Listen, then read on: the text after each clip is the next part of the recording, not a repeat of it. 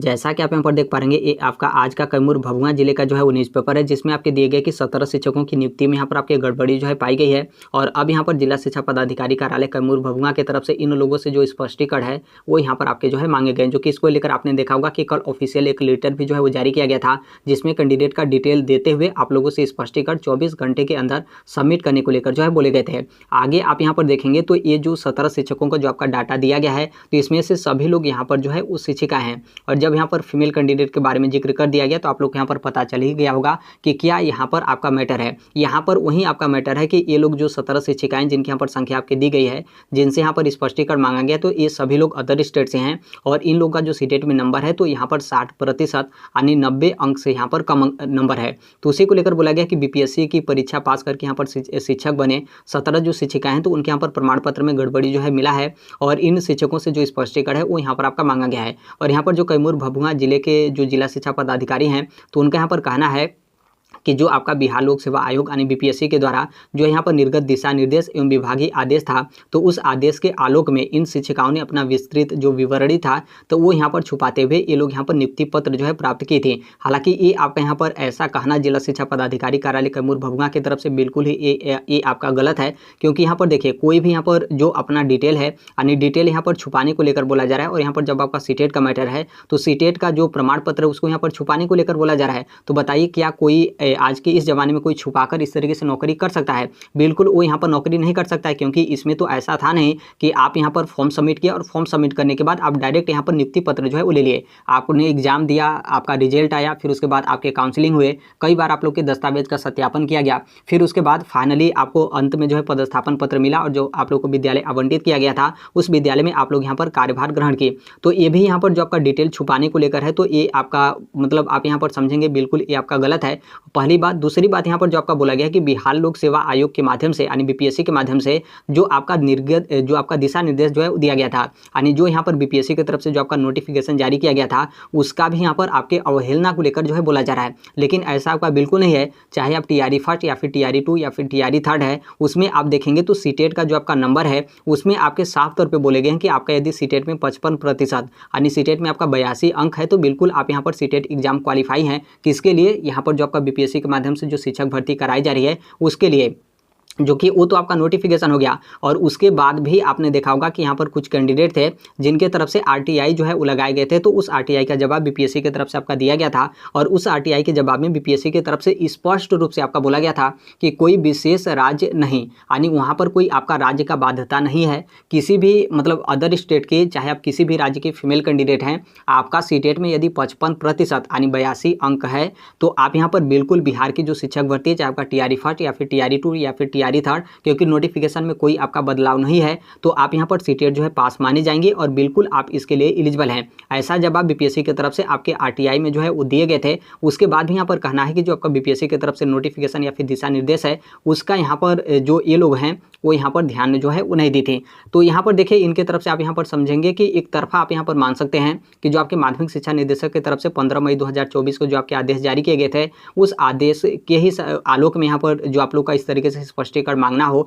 या फिर औरंगाबाद में जिनको यहाँ पर जॉब से हटाना हो, तो वहीं आपके आदेश के बाद ही इस तरीके से जो आपके कार्रवाई हैं वो यहाँ पर आपके जो है किए जा रहे हैं। बाकी यहाँ पर नोटिफिकेशन को लेकर बोलेंगे तो कोई भी अपना फॉर्म जो है वो सबमिट करता है तो कौन चीज़ का फॉर्म सबमिट कर रहा है और किसके मतलब किसके माध्यम से उसका एग्जाम लिया जाएगा और उनके माध्यम से जो नोटिफिकेशन जारी किया गया है उस नोटिफिकेशन में क्या क्या आपका शर्त है, क्या आपका किस तरीके से दिया गया है, सभी लोग उसी को पढ़कर अपना फॉर्म जो है वो सबमिट करते हैं। और बीपीएससी की तरफ से बिल्कुल ऐसा आपका दिया गया था कि 55% आप है, तो बिल्कुल यहाँ पर सीटेट में आप उत्तीर्ण हैं। और आरटीआई के जवाब में भी बीपीएससी की तरफ से उसी चीज़ के बारे में आपका दिया गया था कि आपका सीटेट में 55% यानी 82 अंक है, तो बिल्कुल आप यहाँ पर उत्तीर्ण हैं।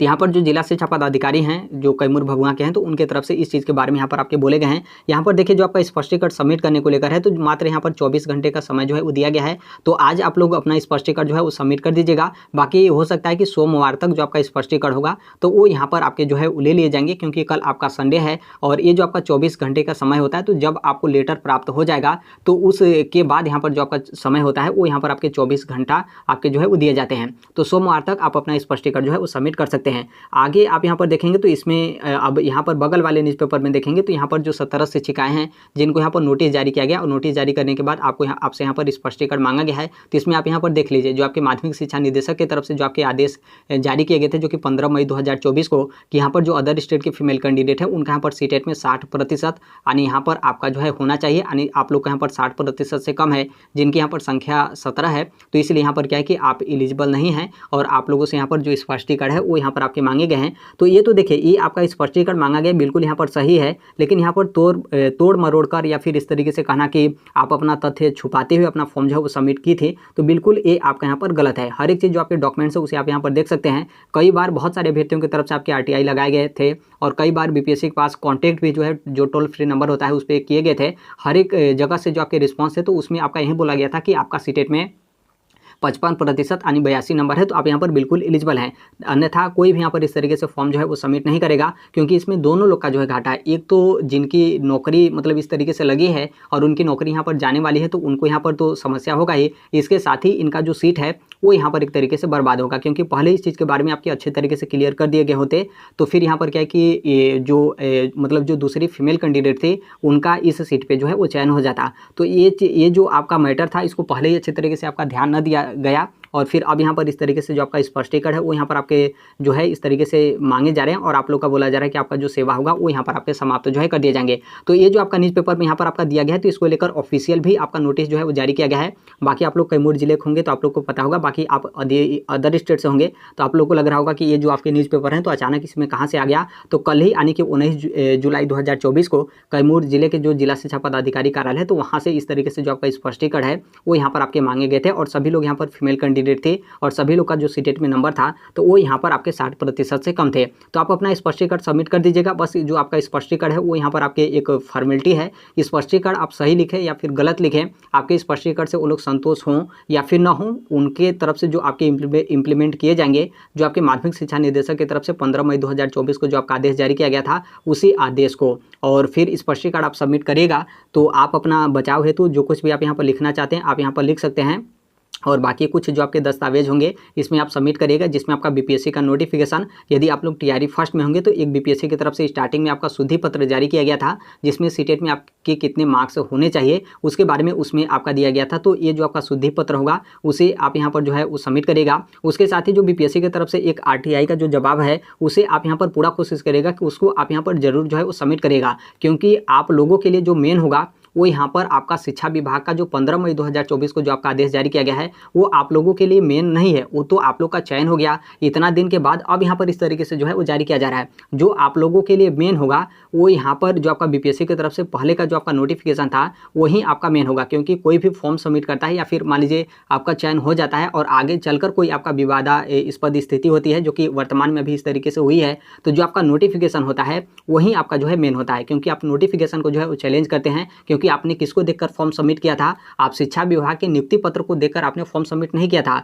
बल्कि जो आपका BPSC की तरफ से नोटिफिकेशन जारी किया गया था उस नोटिफिकेशन को देखकर आपने फॉर्म जो है वो सबमिट किया था। तो जो आपका नोटिफिकेशन होगा नोटिफिकेशन को ही आप यहाँ पर आधार मानकर आगे भी जो है वो चलेगा। इसलिए ये जो आपका स्पष्टीकरण होगा तो उसमें जो नोटिफिकेशन होगा जो आपका जिसमें आपका सीटेट का बस नंबर वाला पेज होगा तो उसे आप इसमें जो है वो संलग्न कर दीजिएगा। और इसके अलावा यहाँ पर क्या है कि एक और दो आपके RTI जो है वो लगाए गए थे जिसमें जो फीमेल कैंडिडेट है उनकी रिजर्वेशन को लेकर आपका बोला गया था, तो उसको भी इसमें जो है आपके संलग्न कर दीजिएगा। इसके अलावा कोई आपके पास कोई इस तरीके का ठोस